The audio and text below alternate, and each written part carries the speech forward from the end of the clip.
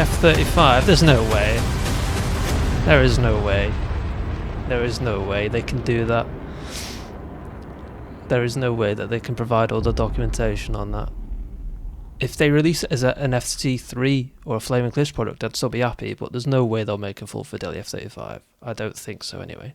Is that it? I think we're over. Well, hoping that this means the dynamic campaign is close. Yeah, F-35, some of you will be able to tell me it's definitely not a C because the wings are too small. So it's either going to be an A or a B. I doubt it'll be a B, to be honest. I think that's going to be a bit too secretive. So probably an A is my guess. Yeah, if it is full fidelity, then there must be a lot of things which they have to obviously keep secret. So even though they say full fidelity, I'm going to bet that it's going to be like a clickable Flaming Cliffs version, really. Which is still good, don't get me wrong, I'm happy. I mean, I'm not too interested in the super modern stuff. Just that sort of the environment is going into, because now there is a heavy bias towards the Blue Force side. So for people who play single player, it might not be too big of an issue. But for people playing multiplayer, that gap is now sort of bigger than ever. Sure, we've got the Fulcrum, but that was, very early 4th gen, I think we're getting. And now we're getting state-of-the-art 5th gen. I'm just trying to think about where this fits within the game. I mean, you still don't even get full disclosure on some of the 4th gen stuff. So something like the Sensor Fusion suite on this thing, will they be able to model that?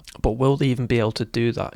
Are some things about the F-35 just classified, which you won't be able to provide on? I don't know. But I don't want to be Mr. Doom and Gloom, even though Eagle Dynamics has had a bit of a rough year. And people are upset for obvious reasons. This year's been, and the previous years, very disconnected from the community, the developers, Eagle Dynamics have been, and with all the stuff going on with Nick Gray and his Warbird collection. But overall, it was a decent video. Let's just go back over some of the stuff. So full fidelity F-15C, a lot of people would be happy with that. That to me is like their way of saying sorry for the shafting of the F-15E. I think this is something which has very recently been thought up. Not that I'm digging them, it's a good thing, don't get me wrong. And I sort of knew we wouldn't see anything about Razbam in here, or any news about that. Because I think everybody knows, even though nothing's been said, I think everybody knows deep down they're gone. The Razbam products are gone. They ain't getting any support. They ain't getting any updates. They're done. They're just going to die a slow death with all the current bugs that they have. That's my guess. I could be wrong. I hope I am.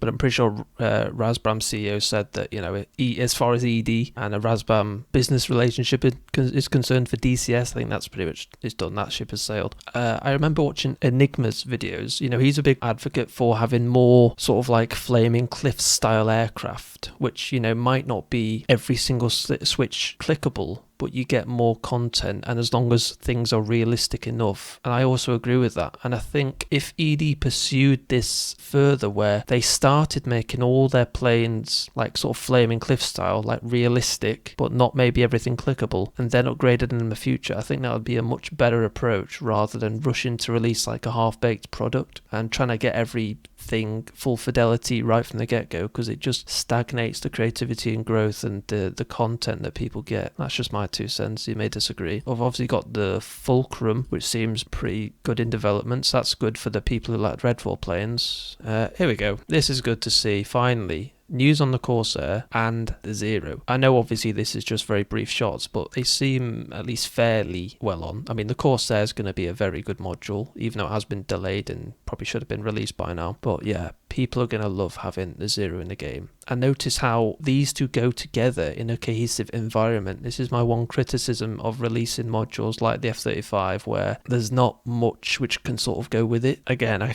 keep bringing them up because he does make some good points. Enigma says that sort of like DCS feels more like a museum. It's got certain exhibits, but in terms of feeling like a complete game, it definitely is lacking some core things, like the dynamic campaign, like the air traffic control systems, just the general performance, the ground unit AI, even like an update on the combined arms. I haven't got it, but just watching videos about it just looks almost like still buggy and incomplete and not up to scratch with the rest of their modules. And I think for some people, combined arms adds to the immersion with the missions, especially since the current ground unit AI, it's not as advanced as other games. It's not where we'd expect it to be for a combat sim in 2025. You're a fighter. very exciting. This used to be one of my favourite aircraft in the world. I'm just less interested in modern stuff now just because they're so confusing, and just the combat is not really... I prefer other styles of combat. I like jets, but sort of like the Cold War, not too modern. It's just, you know, for me, sitting at, you know, 30,000 feet, slinging missiles at people 20 miles away, that's not my idea of fun, to be honest. I prefer sort of the close and dogfight stuff, but Eurofighter, amazing. That we sort of got like a European Western design. Again, it is making the Red Forces seem a little bit sparse, shall we say. So it is just going to make for missions which are going to be basically, you know, F-15C, Eurofighter, F-35. In terms of realism, is the Fulcrum going to be able to hang with one of these? Definitely not, especially the version we're getting, which is why I stress enough that they make amazing modules as museum pieces, but they sort of forget that this is like a game which people play and expect like good game mechanics as well, and I think that's where ED should be sort of honest in the future about like what their priorities are and what their intentions are for DCS, because it seems like they're trying to do too many things at once, and that's why we've had so many like delayed releases.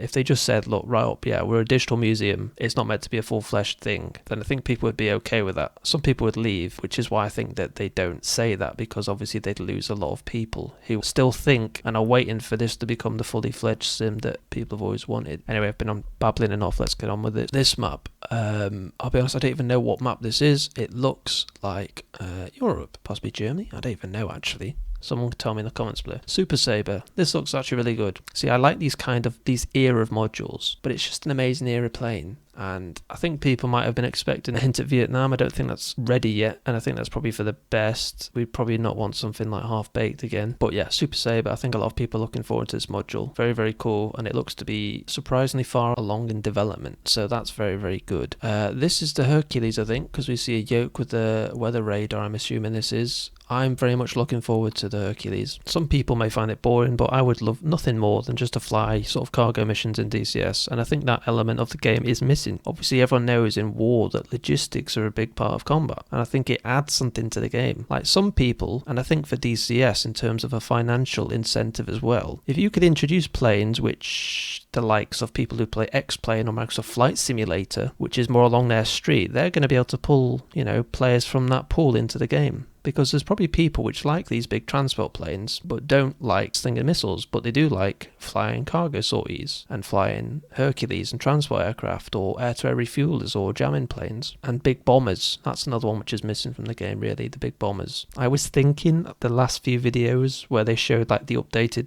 AI models for the Bone B1 and the B-52, I was speculating that they could potentially be working on like a Flaming Cliff style of bomber, and I think, you know, as a starting point that'd be very popular if you gave people like a Flaming Cliff style, so no clickable cockpit but like realistic avionics and flight model, etc. I think a lot of people would be happy with that, with the intention of upgrading that to full fidelity over time. I think that would be a very good step. But anyway, cargo style transport plane, awesome, awesome, awesome. Yeah, they showed this early on, the dynamic campaign, boundaries moving, so, and with everything which has happened to DCS, the political drama and just the unhappiness with the community, this needs to be a priority. If this doesn't get released in Q1 of 2025, I'd say ED is sort of in big trouble of just complete despondency from their community, really. People have only got so much patience. I know they might not be similar games, but obviously BMS is set to get some graphical upgrades in the future. That might sway a few people. Other people which are interested in different eras, you've got the possible IL-2 Korea coming out. I don't know if that's 2025, but even so, people are looking forward to that. So there's going to be other simulators which might get people's attention after a while. People can only cope with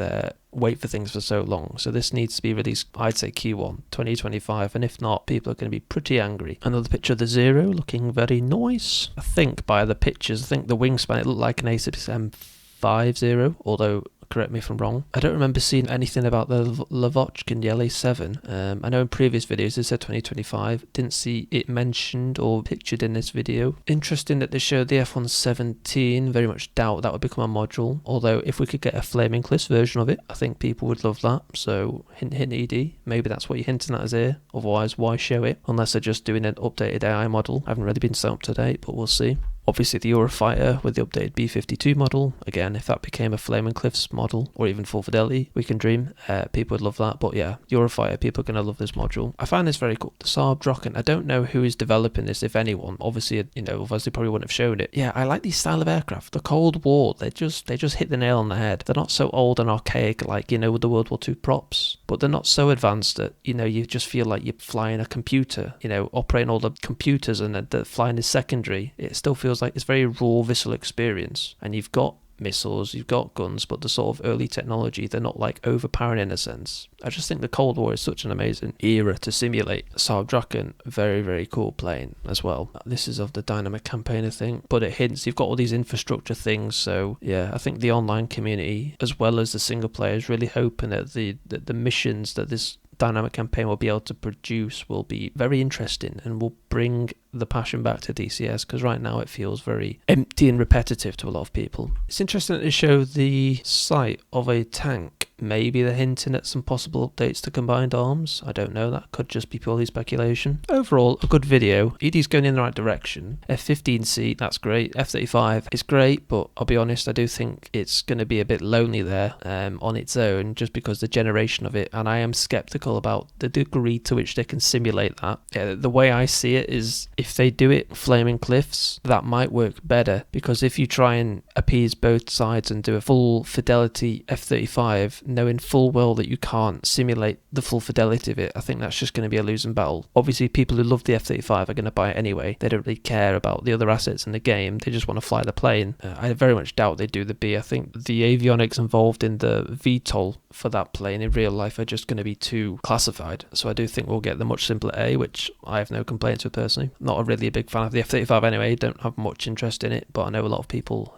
do, so that's good. Not a poor video, but we just can't ignore what's happened in the past few years with ED, especially this year. And I don't wish bad on DCS or ED, but if any from ED listens to this, if on the very remote chance, please re-establish a genuine connection with the community again. I feel like the thing with ED is that the community's never felt more disconnected from ED itself, and like the way that they sort of interact with people on the forums. And I know they've been under a lot of stress, and I know that they do get a lot of abuse, and I know it's tough, but I feel like if they were more open to criticism and opinions, you could use that for growth and actually benefiting the game. Because if you just ban people for silencing them on like a forum, for example, moderate them, which happens a lot, I've seen it happen a lot with other people. If you just silence all that and never allow any opinions, you only allow good opinions to come up, that doesn't help you in the long run. People want ED and DCS to do well, but sometimes it feels like they attack their own community. They don't appreciate them enough. When a new module's released, they want the sale, but they're not willing to listen to the people, and then they complain why no one's buying the modules. Well, you sort of dug your own grave there, but you have a lot to deliver on to regain the community's trust. If you deliver on a dynamic campaign, people will be very, very happy with that. And modules are great, but there are a lot of things in the core game which sort of need to be addressed first to bring it back to being a game and not just a museum piece with sort of like Swiss cheese holes in things which sort of don't allow it to feel cohesive and work right. I sincerely hope that they do well. I wish them the very, very best. I just hope that they can pull themselves and their reputation back with everything which has happened this year with the Razbam and so on. But I hope you all enjoyed watching, and I wish everyone a happy 2025. Catch you later.